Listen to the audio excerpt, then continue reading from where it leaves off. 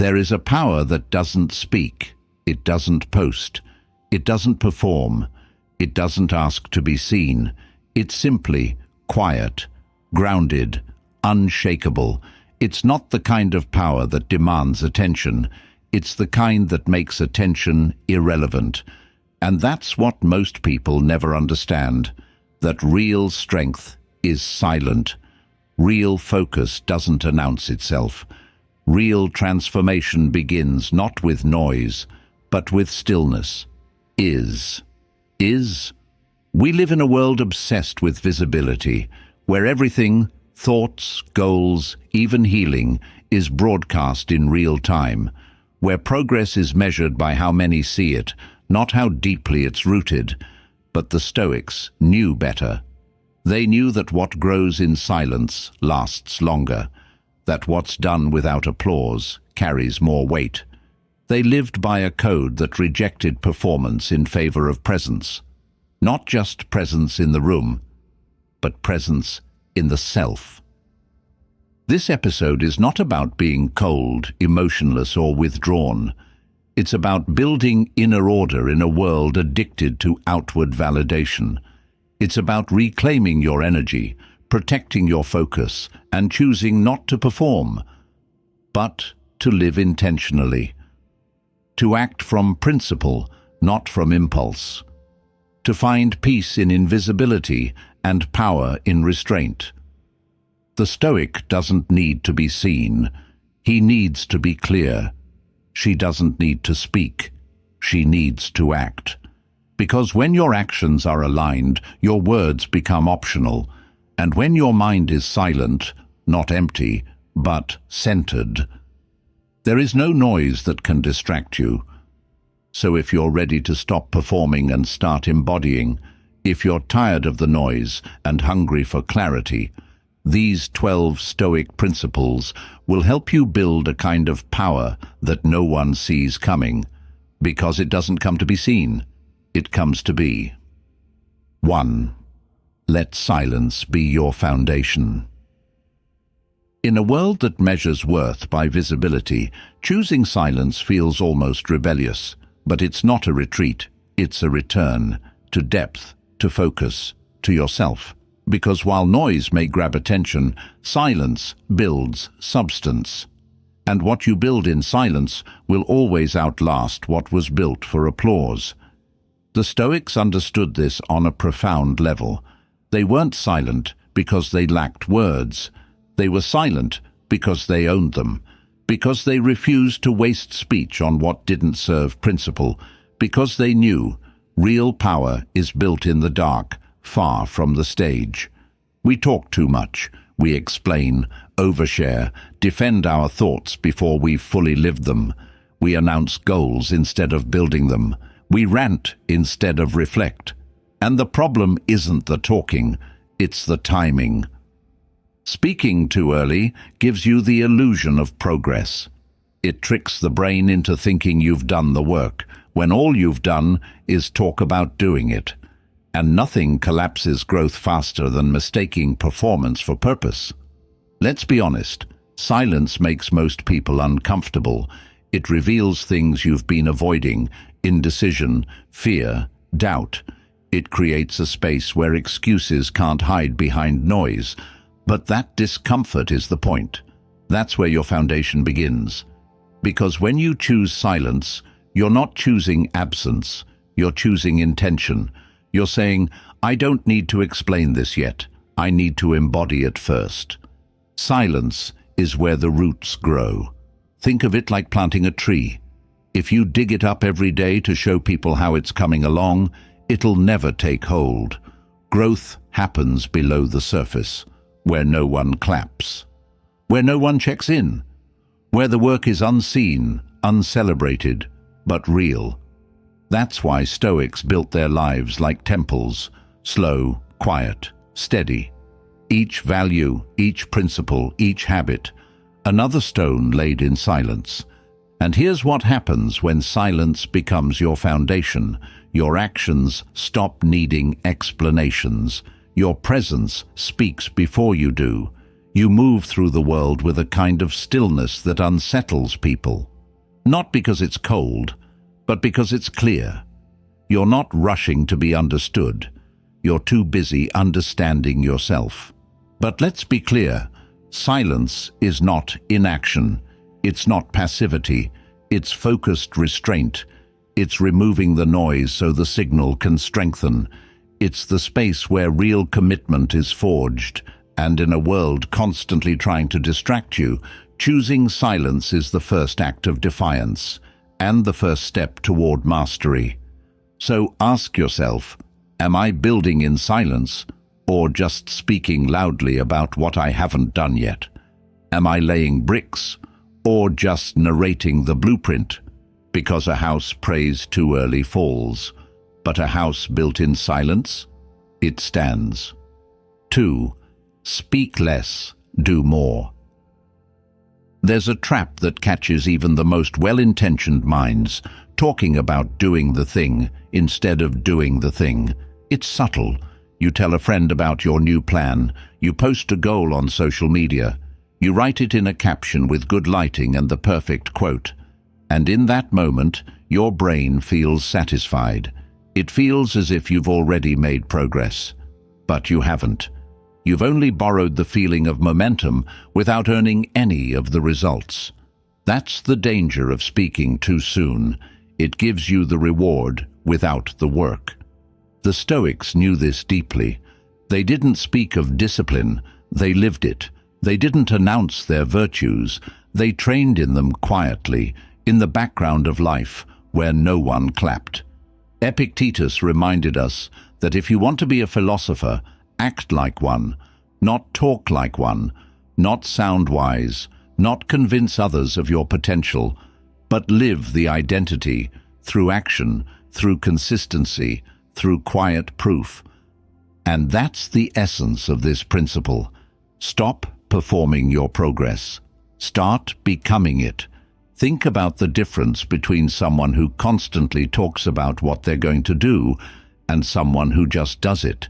One fills the air with intention, the other builds silently. One craves validation, the other craves results. And it's always the second who endures, not because they're better, but because their energy goes inward, into effort, not outward, into performance. Speaking about your goals isn't bad, but doing it too often, too early, can backfire. It relieves the internal pressure you need to push forward. It exposes your ambition to opinions, resistance, and noise before it's strong enough to stand. That's why the Stoic path is inward-facing. It's not about secrecy, it's about stability. The deeper your roots, the less you need to prove. The more you act, the less you need to explain. Let's make this real. You want to start working out. The average person posts a gym selfie before breaking a sweat. The Stoic? They show up for 30 days without saying a word. You want to build a business? The average person talks about ideas, shares motivational quotes, maybe launches something prematurely. The Stoic? They study, prepare, execute quietly, and let the results speak years later. This isn't just preference, it's strategy, because momentum thrives in stillness, not spotlight. This doesn't mean you go silent out of fear or false humility. It means you protect the sacred energy of becoming. You let your efforts mature in the dark, away from the distortion of outside praise or doubt. You stop using your voice to broadcast potential and start using your days to shape it. And here's what happens when you speak less and do more. You become undeniable, not because you convinced anyone, but because your results walked into the room first. You carry a different kind of presence, not loud, but weighty. People feel it in how you move, how you decide, how you no longer need to explain who you are, because your work already has.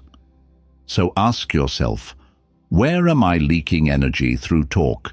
Where am I narrating a story I haven't lived yet?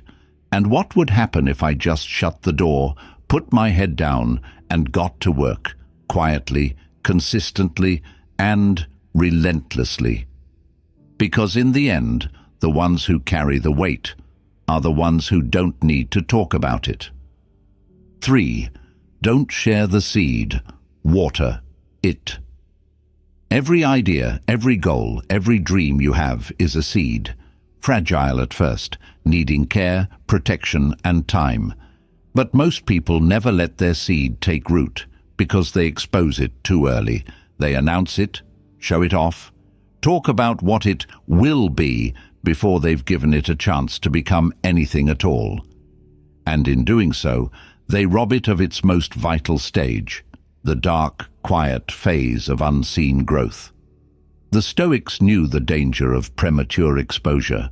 They didn't parade their intentions. They protected them. They nurtured them in solitude.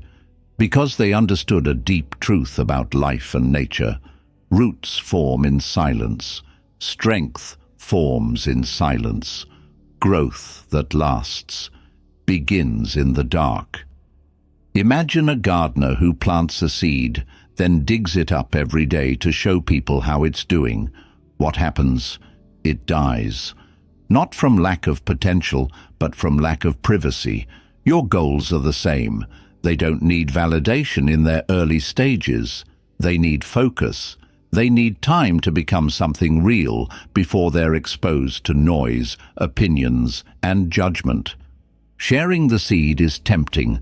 It makes you feel accountable, seen, admired maybe. But that admiration can backfire.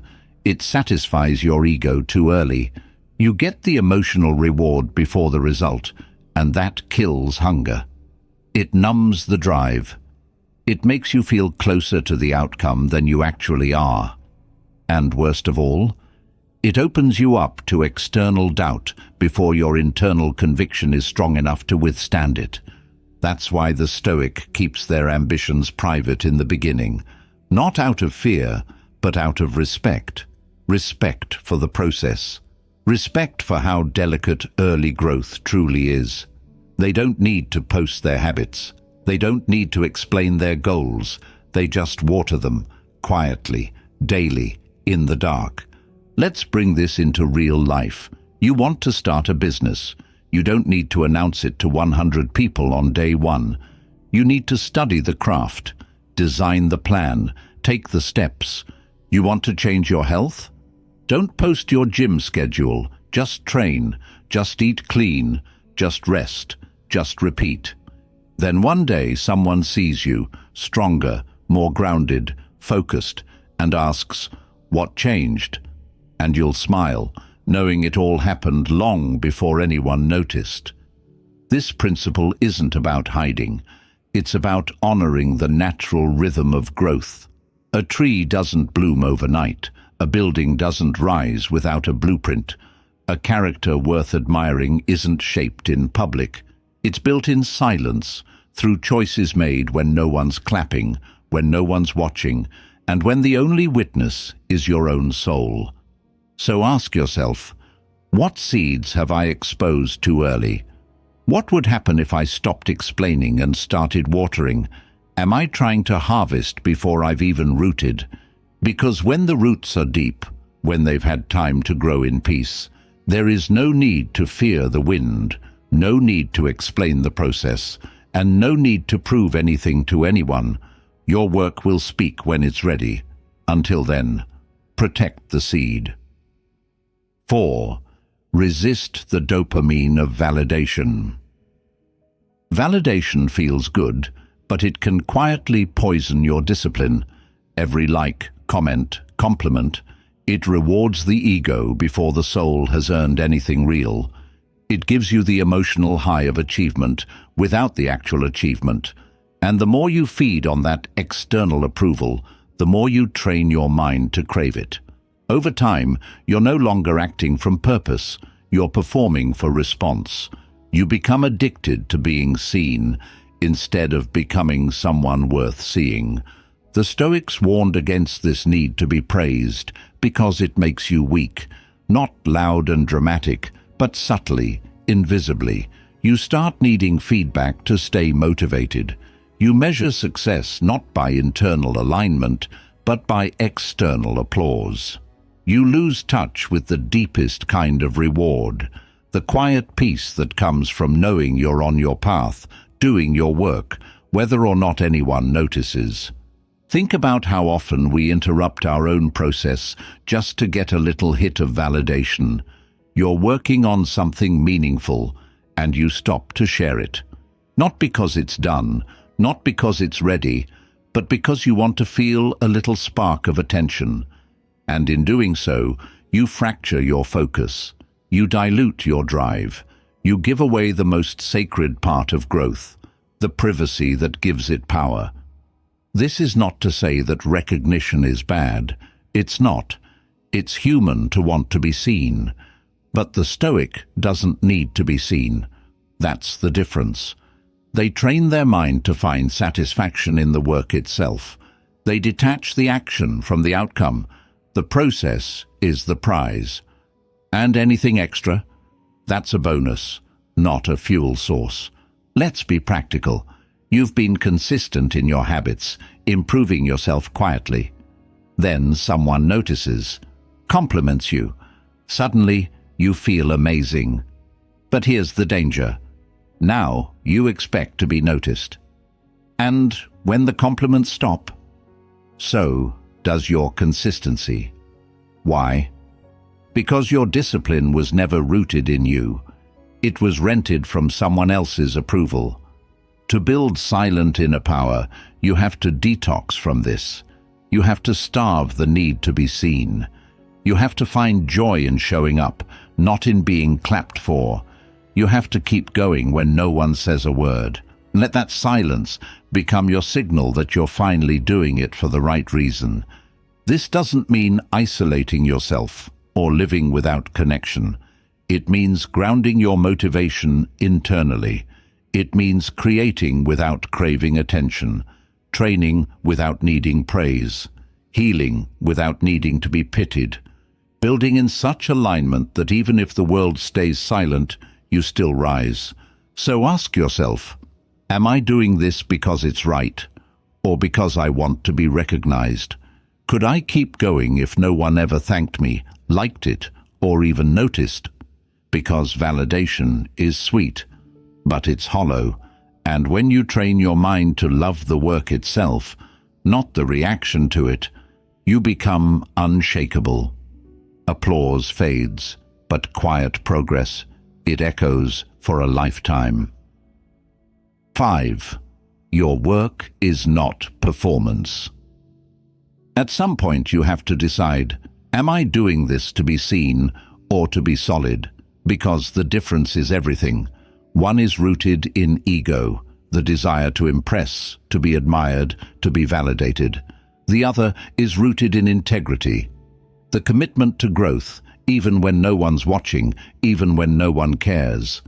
And here's the quiet truth. The moment you start doing your work for reaction, you've already lost your direction. The Stoics were painfully clear about this. They taught that virtue must exist for its own sake, that a good act loses its purity the moment it's performed for praise.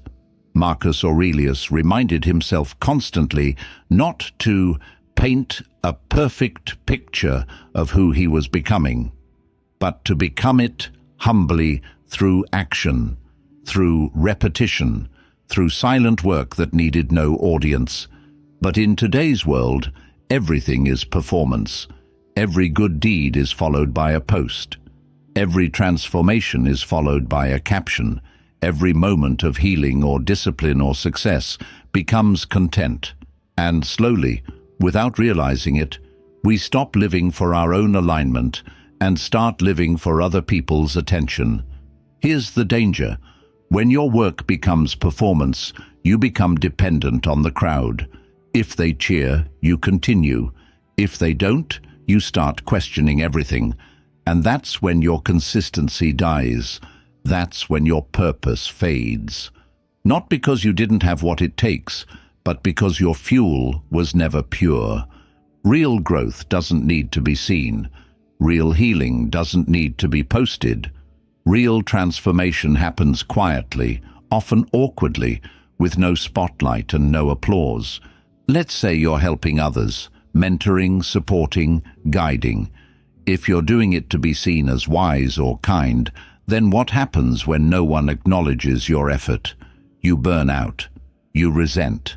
But if you're doing it because it aligns with your soul, then the result is irrelevant. You showed up because it was right, not because it would be rewarded. Or maybe you're learning, reading, improving yourself. If your drive is to appear intelligent, you'll never take risks. You'll only speak when you're sure you'll sound smart. But if your goal is truth, if you're genuinely committed to wisdom, you'll embrace the awkward moments, the silent hours, the slow mastery, because your pursuit is rooted in something deeper than performance. It's rooted in becoming. This doesn't mean you can't share your journey, but you have to be honest. Why am I sharing this? To serve or to be celebrated? Because the ego is sneaky. It can turn even noble actions into theater if you're not careful. The Stoic response: return. Return to intention. Return to the quiet. Let your actions be enough. Let your habits speak louder than your words. Let the result become your voice, not your marketing strategy. Because the moment you free yourself from the need to be impressive, you finally become real. So ask yourself, if no one ever saw me do this, would I still do it? If no one clapped, no one cared, no one responded, would I still choose this path? Because when you stop working to be seen and start working to be aligned, that's when everything shifts. That's when the noise fades and the power begins. 6. Anchor your discipline in solitude. True discipline isn't forged in noise. It's built in stillness. Not in the rush of praise or the pressure of deadlines, but in the quiet spaces where no one is checking on you, no accountability partner, no audience, no applause, just you. And the question, will I do what I said I would do, even when no one will ever know? That's where real discipline begins. In the solitude where excuses echo loudest and you still choose to move anyway. We're taught to associate discipline with external structure: alarms, routines, reminders, gym partners. And while those can help, they're not the foundation, they're scaffolding. The Stoics understood that the most reliable discipline is self-generated. Epictetus lived in poverty, with no privilege or comfort, and yet became one of the clearest voices in philosophical discipline, because he trained his mind in isolation, in difficulty, in solitude. Solitude strips you of excuses. It reveals your true level of commitment. There's no one to impress, no one to disappoint, just you and your word. And that's where it gets real, because in that space you can no longer lie to yourself. You either act or you don't. And that brutal honesty, that's a gift, because it forces you to build strength from the inside out. Think about early mornings. The alarm goes off. It's dark. No one's watching. No one will know if you stay in bed. That moment, it's sacred, because how you respond when there's no audience determines who you become when there is one. Or imagine working on your craft, your writing, your business, your health, when there's no deadline, no pressure, no spotlight, just your own standard, your own hunger. That's where the disciplined are separated from the distracted. And yes, solitude can be uncomfortable. It can bring up the voices you've been avoiding: fear, doubt, hesitation. But those voices aren't the enemy. They're signals, invitations. When you meet them with stillness instead of distraction, you begin to understand yourself. You begin to train your focus. You begin to turn your mind from a battlefield into a fortress. The modern world hates solitude. It fills every silence. Every free moment is met with a screen, a scroll, a sound. But if you want real inner power, you have to reclaim that quiet. You have to protect it.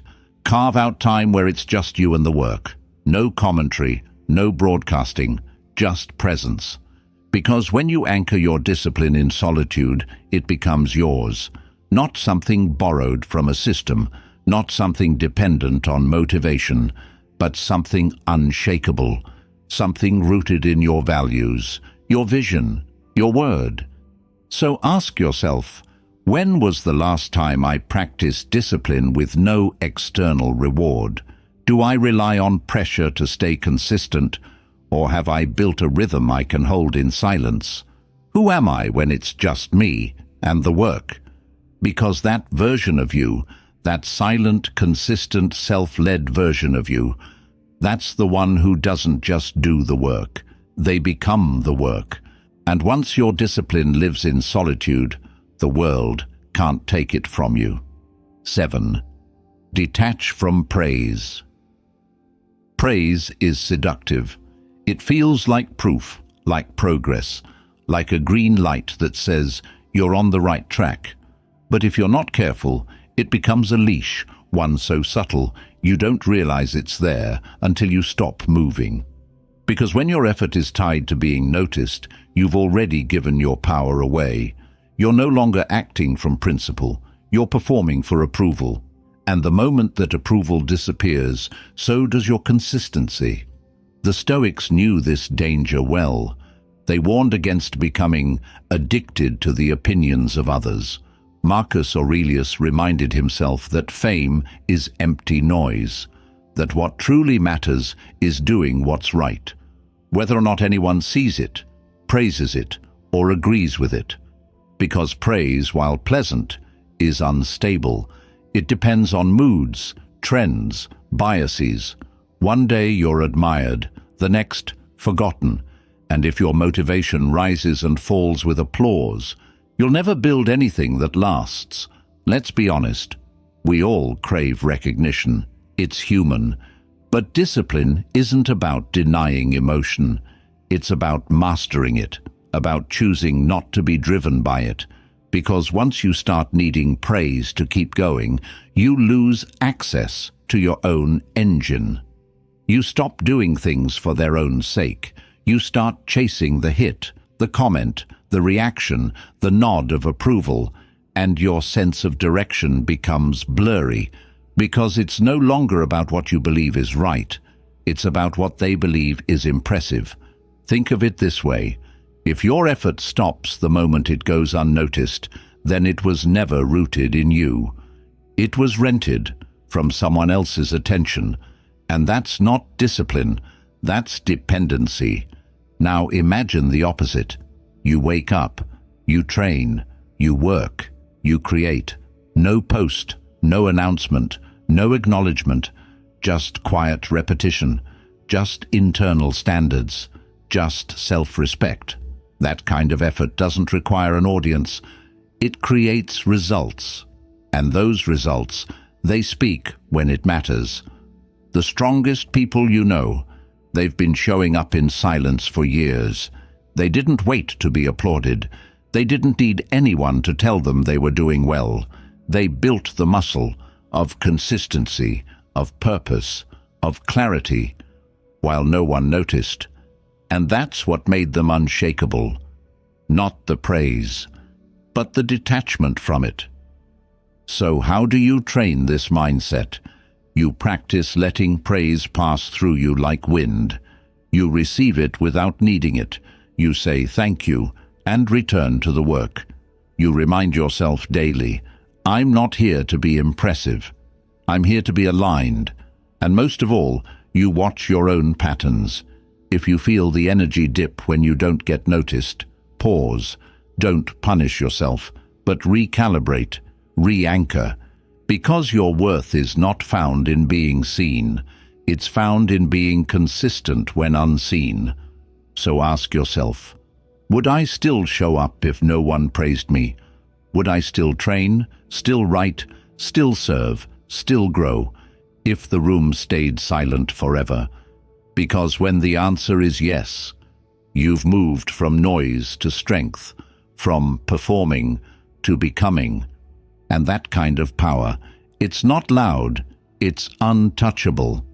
8. Let results be your voice. You don't have to announce what you're building. You don't have to prove your worth through speeches, status updates, or perfectly crafted declarations.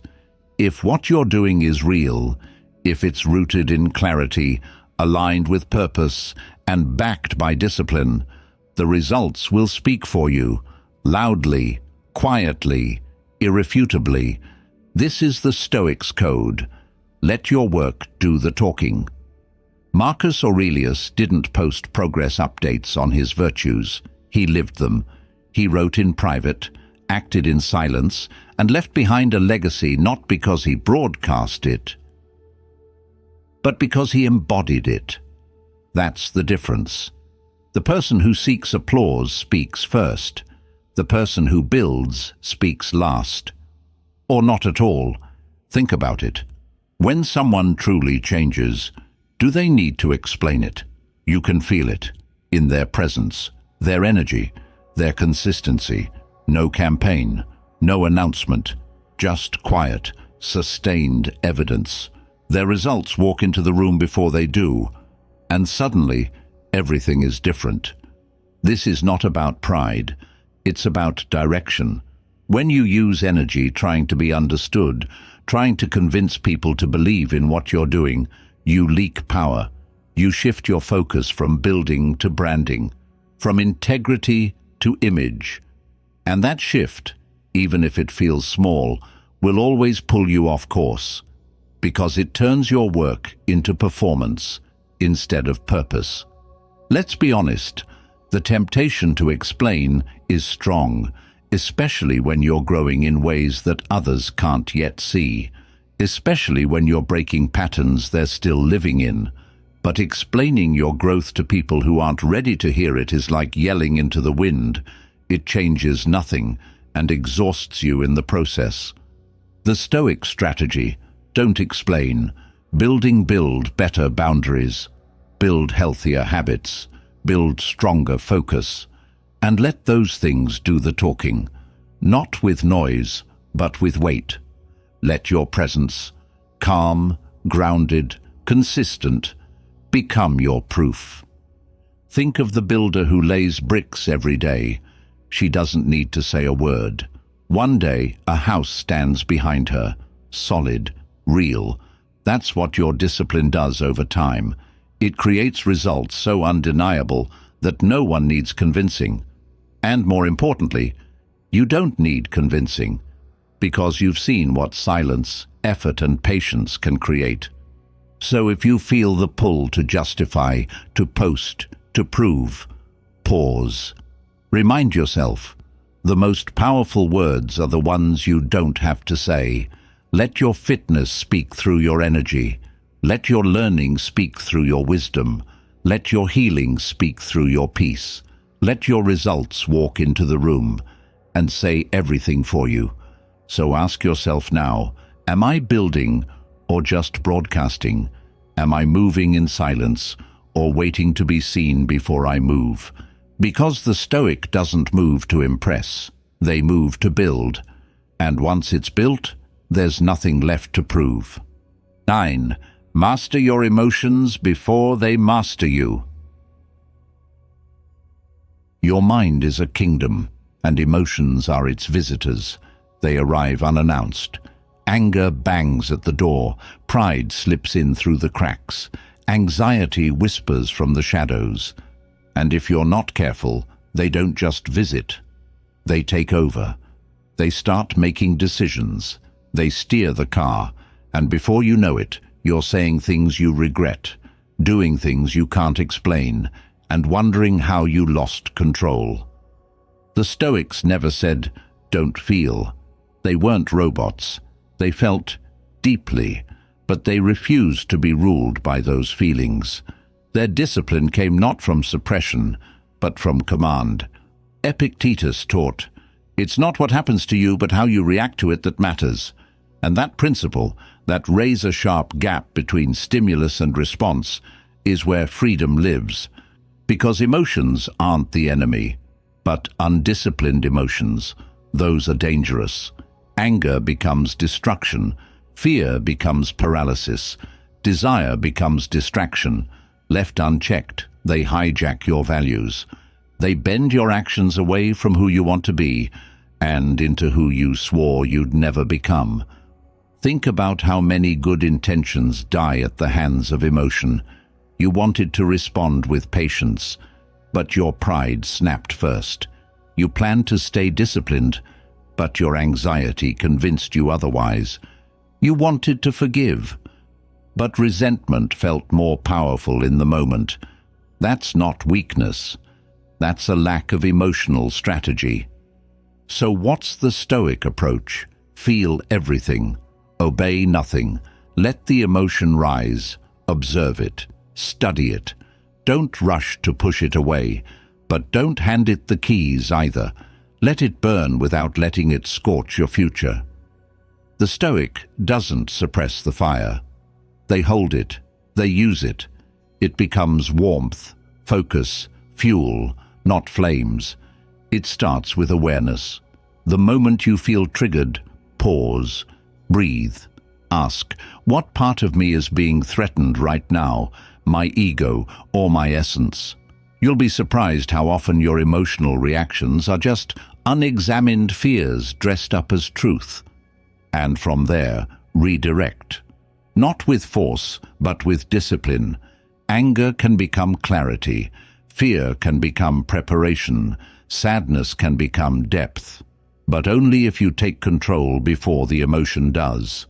In practice, this means journaling when your mind feels cloudy, moving your body when emotion gets trapped, speaking less when your feelings are loud, creating rituals that ground you, morning routines, quiet walks, stillness after conflict.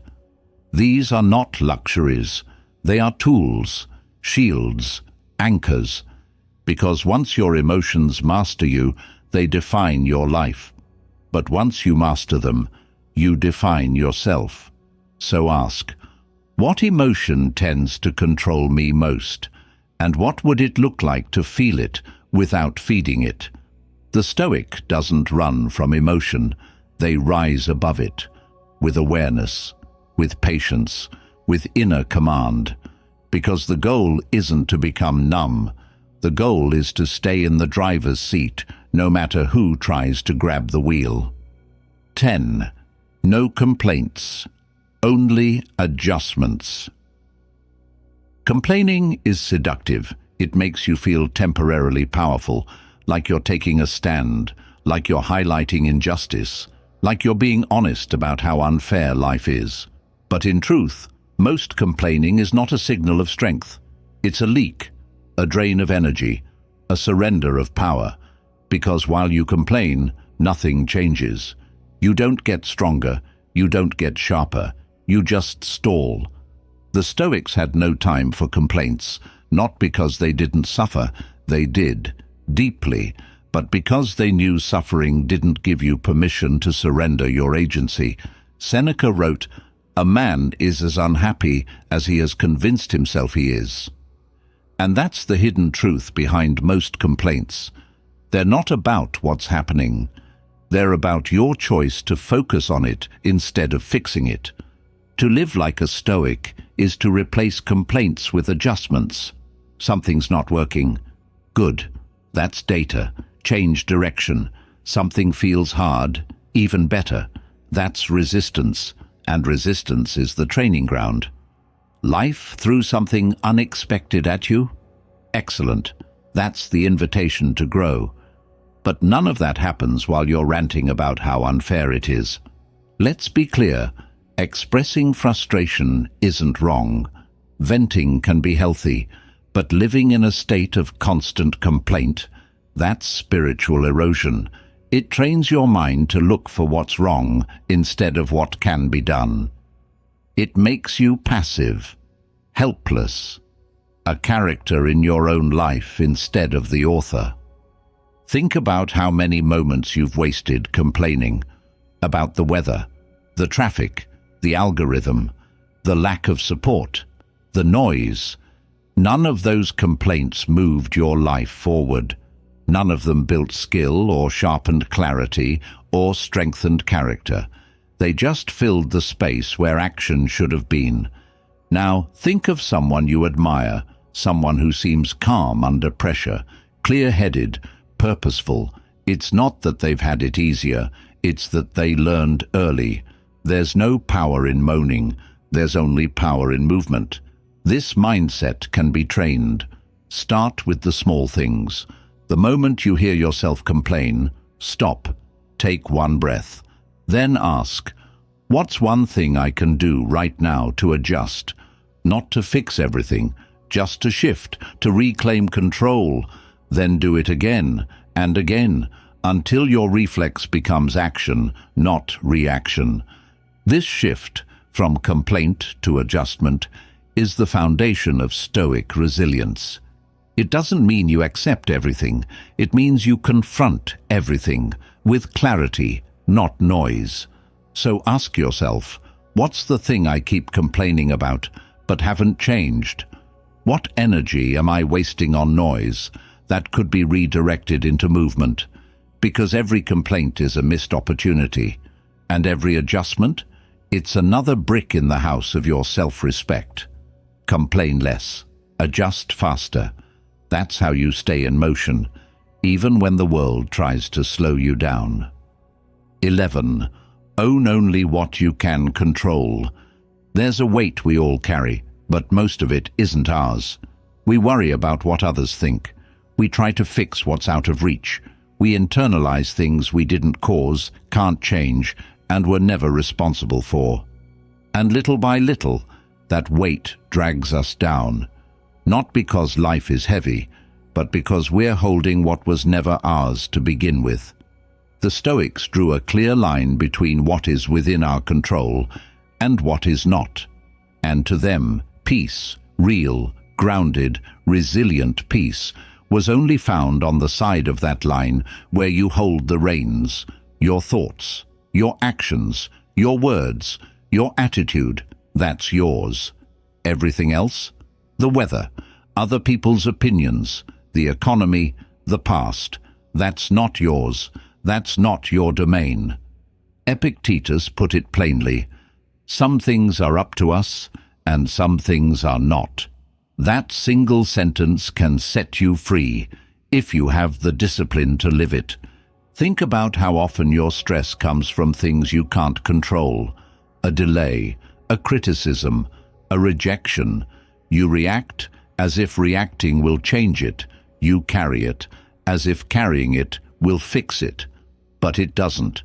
It just robs you of clarity. It clouds your judgment. And worst of all, it distracts you from the one place where your power actually lives, your response. To live as a Stoic is to constantly ask, is this mine to hold? If yes, own it fully.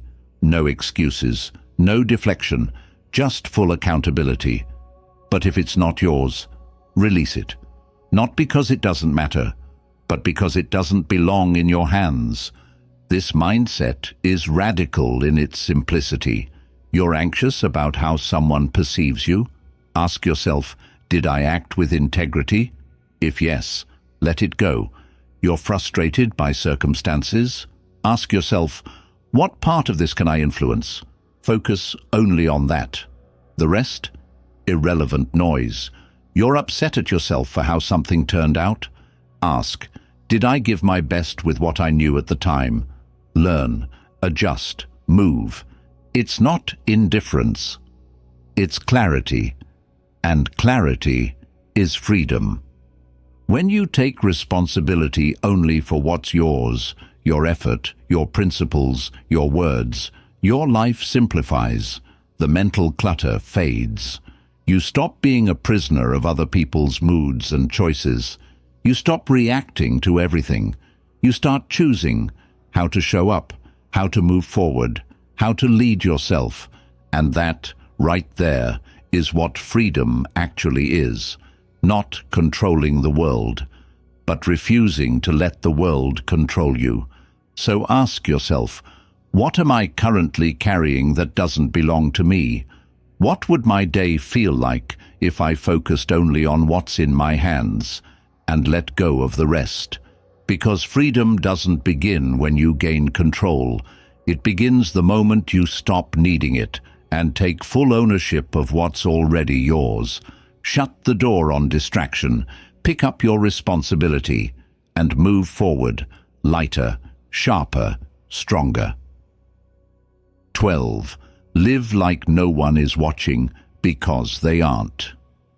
You think they're watching, you think they're judging, you think everyone's paying attention to your mistakes, your progress, your transformation, but here's the quiet truth: they're not. Most people are too busy thinking about themselves, their worries, their image, their story. And once you realize that, once you feel the full freedom of being unobserved, everything changes. You stop performing, you start living. The Stoics lived as if the world was silent, as if the only observer that mattered was within, because they knew that morality, discipline, and purpose weren't for display, they were for direction.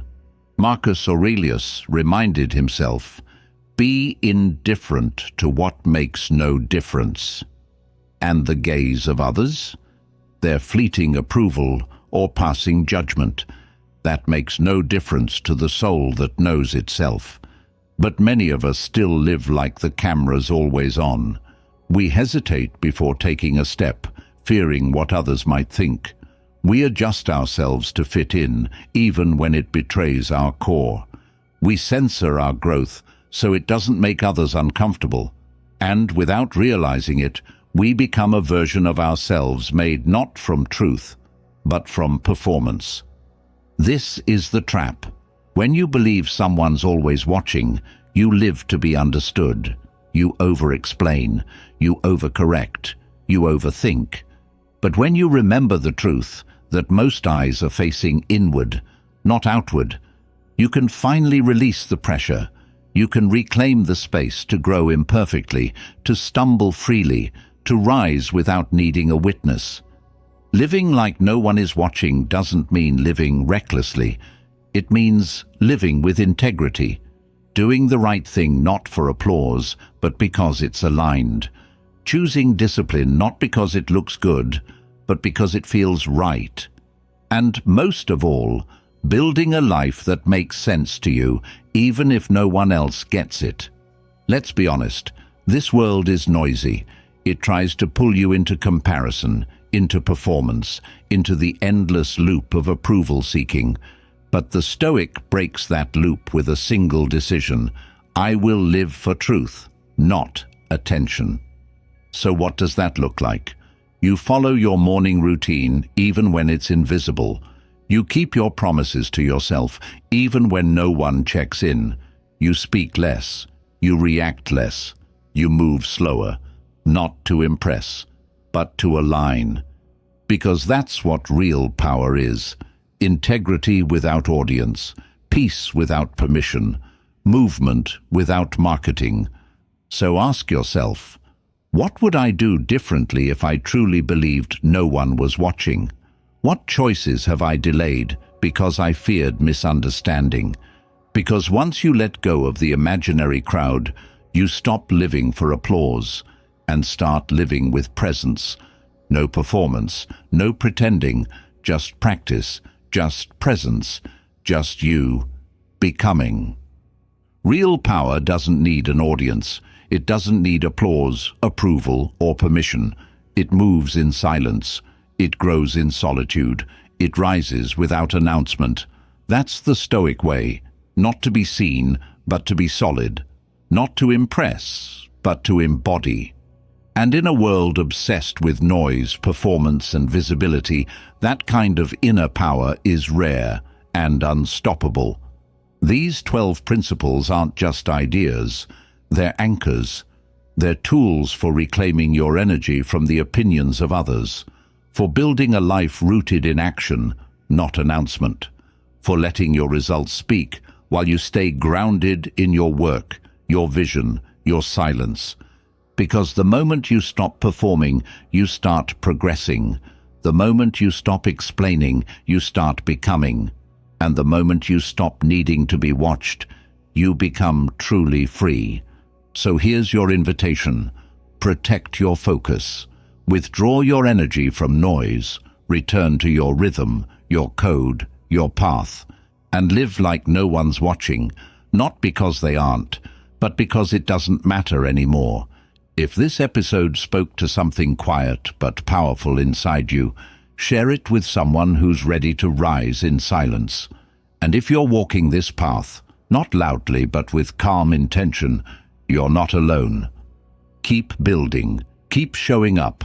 Let the world wonder where your strength comes from. It comes from within.